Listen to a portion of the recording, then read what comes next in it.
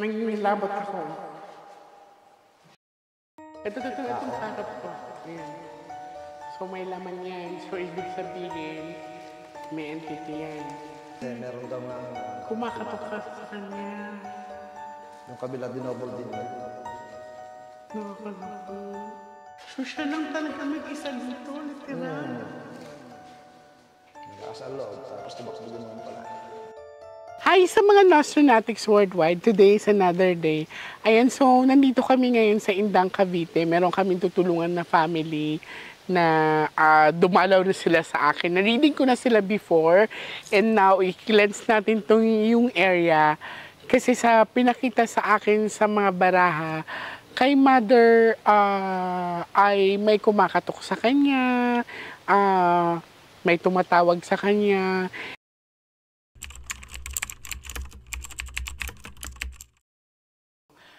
Sa pinapakita sa akin dito, may king kasi darling na pinapakita dito, no?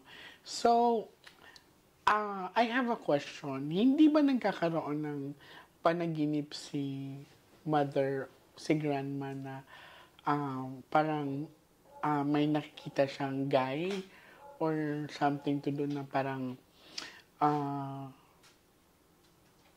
may dumadalaw sa kanya?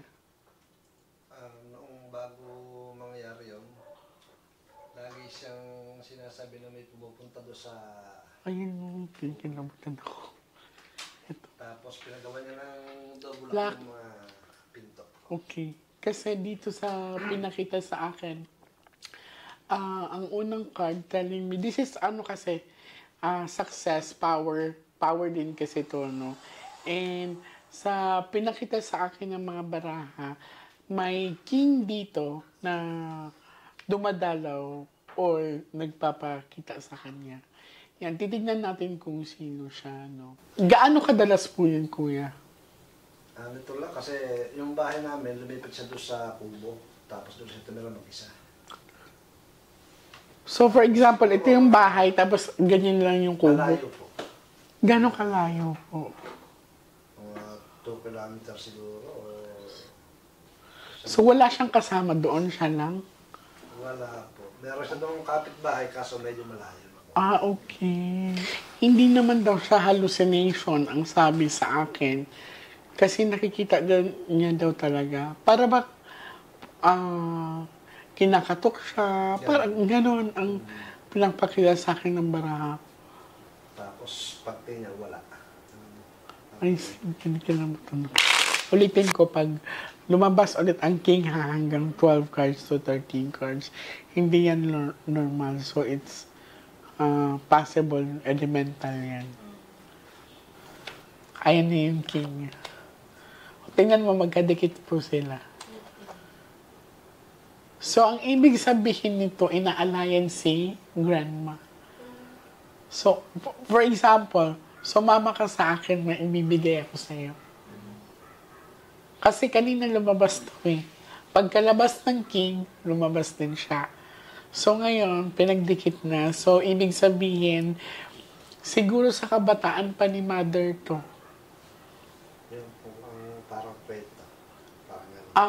Ngayon, naintindihan ko na this is a representation na kung naniniwala man kayo sa mga elements or mga hindi ko pa masasabi kung engkanto or ano, si mother ay may nililigaw na hindi niya nakikita.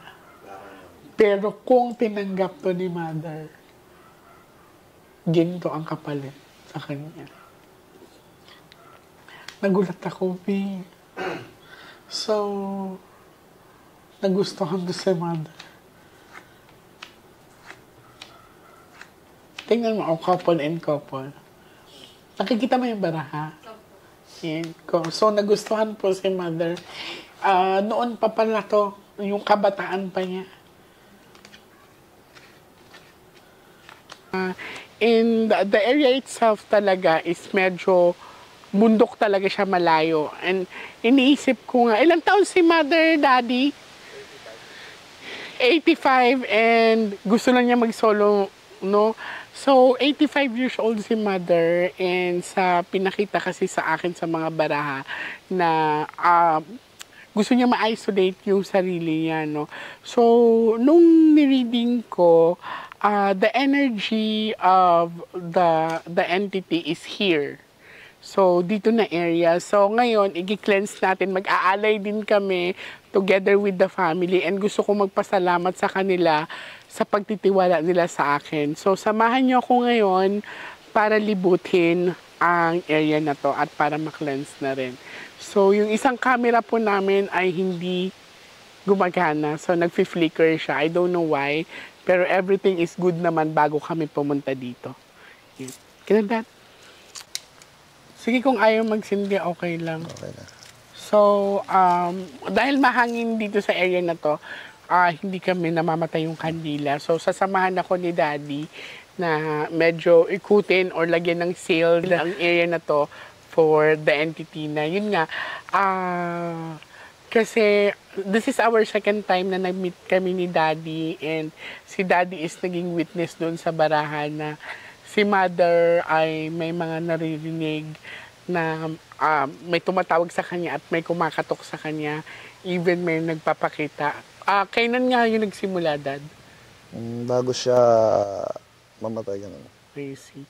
So, Mga 2-3 days before. Mga ganun. ganun na siya, no?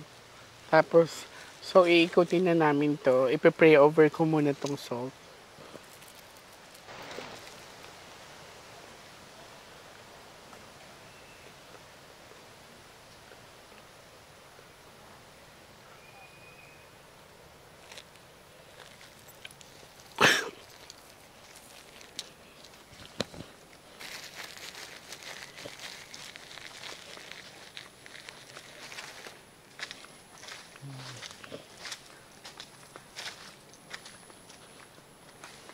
Tignan mo yung ano ko, Dado.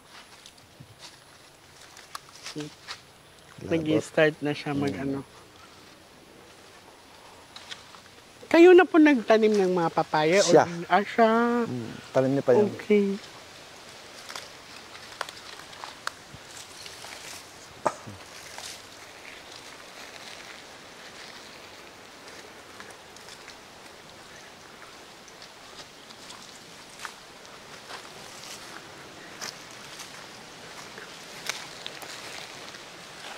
Nangingilabot na ako. Oh.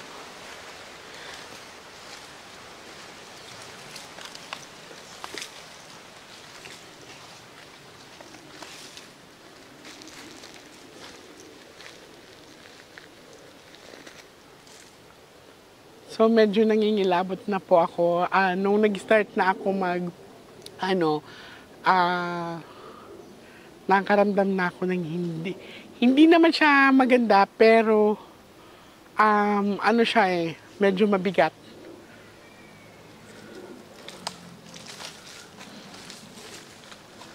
So, ibig sabihin din nito, tignan mo yung bunga ng namamatay, di ba? So, ibig sabihin kasi nito, sa area na to is may mga negative energy. Lalo na pag namamatay yung mga halaman, mga tanim-tanim mo. Nakapag-harvest na kayo dito ng saging. Pero hindi maganda ang quality. Hindi maganda ang quality niya. Minsan maganda, minsan mas maraming hindi. Ito, Dado, may laman to. Diyan. This one, may laman yan, ha? So, wag kayo magsunog dito. Okay. And itong puno na to, exactly this one. May mangga. Ito. Itong nasa harap ko. Itong ano to. Itong sa harap ko. Ayan. So, may laman yan. So, ibig sabihin, may entity yan. Diyan ka lang, kuya. Huwag kang lumapit, ha?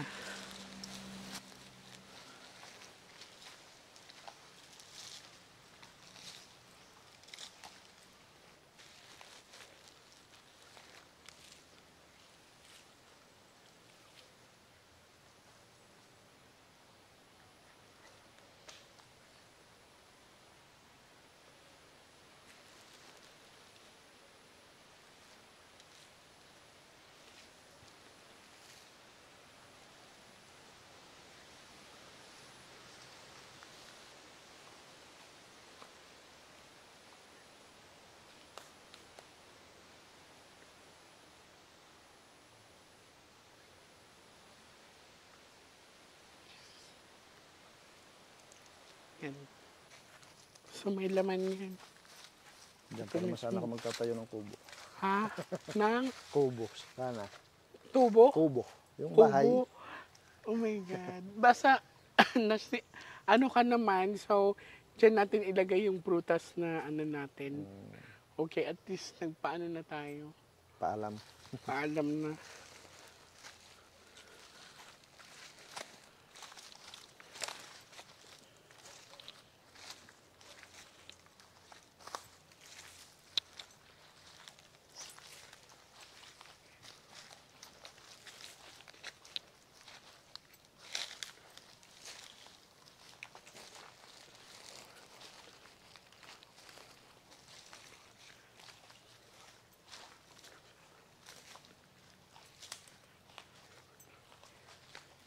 Ah, okay. Dulo-dulo siya. Dad, tapat-tapat.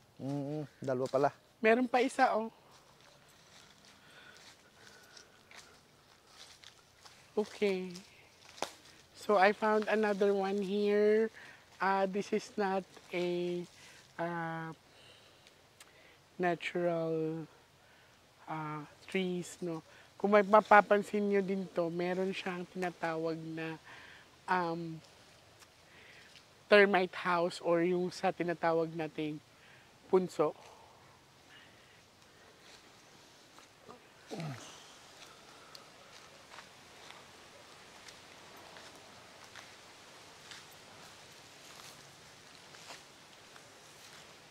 Ayun siya, ito. Tapos ito. This one.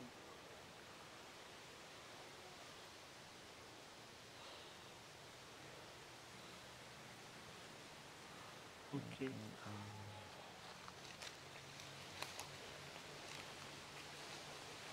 So, confirm, sa pag-ikot-ikot ko sa area na to, nakita ko na magkatapatan silang dalawa. And then, below here, may makikita tayong punso. Yun. So, ang pag-aalay natin, Daddy, sa gitna na lang, sakto dun sa lamesa na yon. Yan. So, confirm. Anong mangga ang puputulin mo, Dad? Titignan ko kung ano. Sila kasi ang magdedesisyon. Ha? Sila ang magdedesisyon. Okay. Kasi pinapakiramdaman ko yung mangga. It's a natural. Alo lang naman siya eh. Wala siyang karga. Lahat daw na nasa gitna yata, ititar lang yung andito sa mga sulok. Basta ito, wag yung galawin to ha. Ito. At saka ito. Oh. Yun, hindi nga. Oo, hindi. Wag. Okay.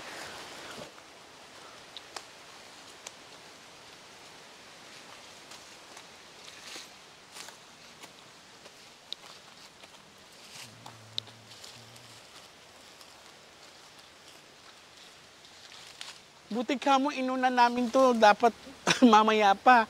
Di pala pwede paggabi. Madilim. Madilim. Okay.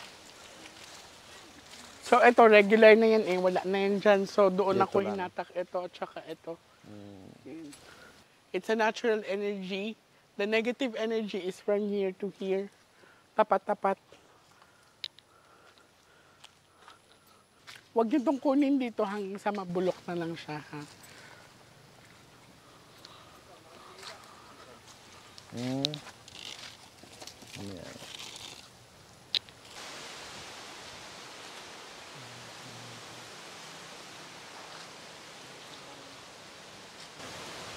Nilasa. Dad, pwede ka magsindi ng kandila dito, Dad. Ikutin natin. Isindihan. Apa. Demi, isindihan mo.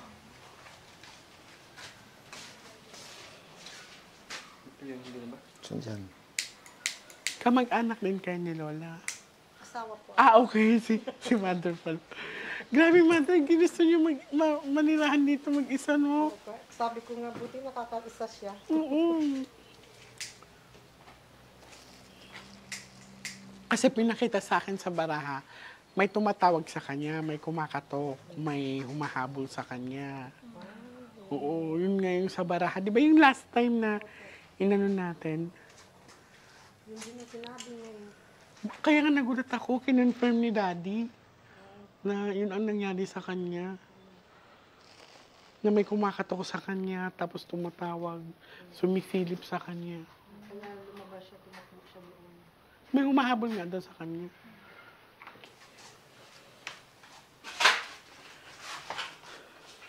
So dito, Dad, wala namang tumatao dito ngayon. Wala na po. I see.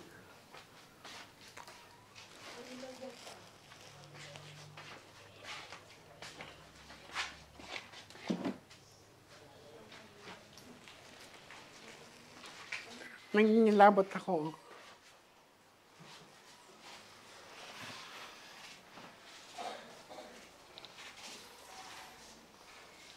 So siya lang talaga mag-isa dito, literal.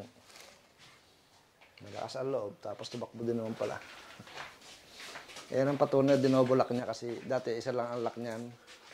Tapos pinagawan pa niya ng isa. Ah, okay. Kasi meron daw ngang Kumakatok ka sa kanya. Yung kabila, dinobol din niya. Nakakaloko, no? Yan ang talaga ebidensya sa kwento ko. Kasi never din naman sila nagbanggit sa akin, sa baraha ko lang din nakita yun. Ano na lang kuya, once in a while, lagyan niyo siya ng music dito. Para hindi siya materhan ba. Since na wala pa naman nag-o-occupy. Once hindi ko pinapatay yung radyo dito lagi. Okay, very good yan. Very good yan. Pwede niyo patay ang kandila. Okay na po tayo. Tapos ito, pwede niyo siyang ilagay sa altar kasi this is sealed by the prayer. Thank you po sa inyo, kuya, sa pagtitiwala niyo sa akin. Salamat. Thank you po. Lagay ko na lang muna dito sa Oo. santad. Grabe, I can't imagine na na nakayanan niya dito. Ay, ano ta? Ano na nga. So, tapos na po kami mag-cleanse and yun nga, Saan? confirm na may kumakatok kay mother dito, may humahabol sa kanya. And ngayon,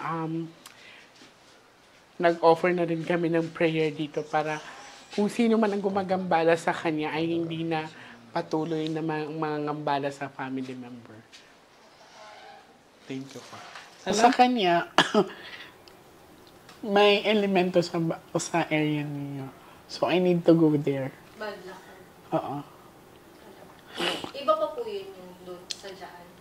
Yes, darling. So, ang sinasabi ng mother nyo ay may negative energy sa area ninyo. So, possible din, pinoprotektahan din siya nito. Okay.